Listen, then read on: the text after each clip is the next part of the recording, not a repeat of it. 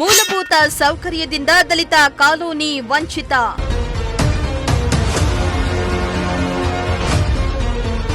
ಇಲ್ಲಿನ ಜನರ ಗೋಳನ್ನ ಕೇಳ್ತಾ ಇಲ್ಲ ಅಧಿಕಾರಿಗಳು.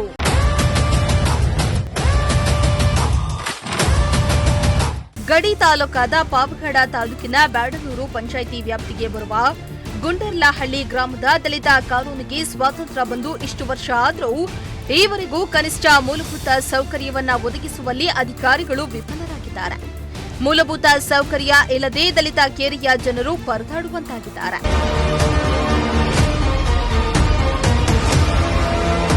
ಬಡ ಜನರಿಗೆ ಮೂಲಭೂತವಾಗಿ ಬೇಕಿರೋದು ನೀರು, ಚರಂಡಿ, ರಸ್ತೆ, ಕರೆಂಟ್ ಅಷ್ಟೇ.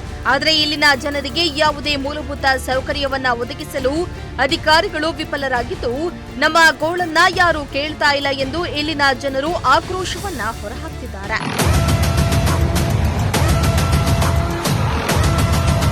ಇನ್ನು ದಲಿತ ಕಾಲೋನಿಯಲ್ಲಿ ಸ್ವಚ್ಛತೆ ಅನ್ನೋದು ಮರೀಚಿಕೆಯಾಗಿದ್ದು, ಸೊಳ್ಳೆ ಹಾಗೂ ಹಾವುಗಳ ಕಾಟದಿಂದ ಸಂಕಷ್ಟವನ್ನ ಎದುರಿಸುತ್ತಿದ್ದಾರೆ.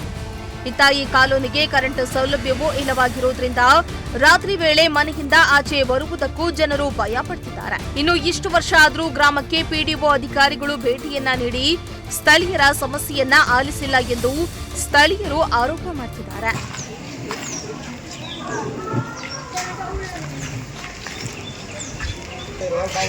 ಯಾರು ಇಲ್ಲ, ಗ್ರಾಮ ಪಂಚಾಯತಿಯವರು ಸ್ವಲ್ಪ ಪಿಡಿಒ ಆಗಲಿ ಯಾರೇ ಆಗಲಿ ಪ್ರತಿಯೊಬ್ಬರು ಯಾರೋ ಬಂದು ವಿಸಿಟ್ ಮಾಡಲ್ಲ.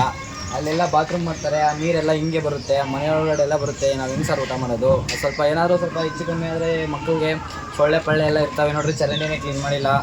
ನೀವು ಸ್ವಲ್ಪ ಎಚ್ಚೆತ್ಕೋಬೇಕು. ಮತ್ತು ಲೈಟ್ ಇಲ್ಲ, ಇಲ್ಲಿ ಕತ್ಲಲ್ಲಿ ಓಡಾಡಬೇಕಾಗುತ್ತೆ.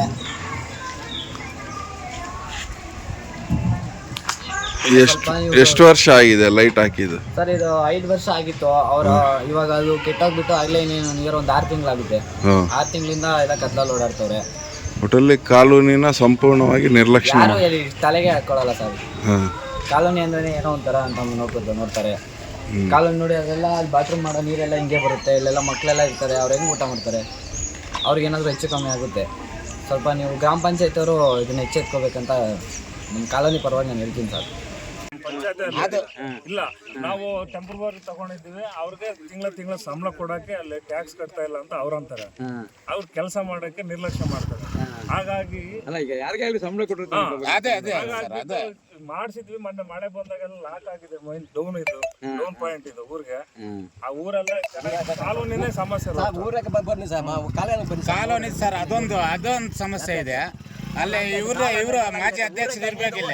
ಹಂಗೆ ಬರ್ರಿ ಅಣ್ಣ, ಅದೋಗ್ರಿ చూపిస్తామా ಬನ್ನಿ.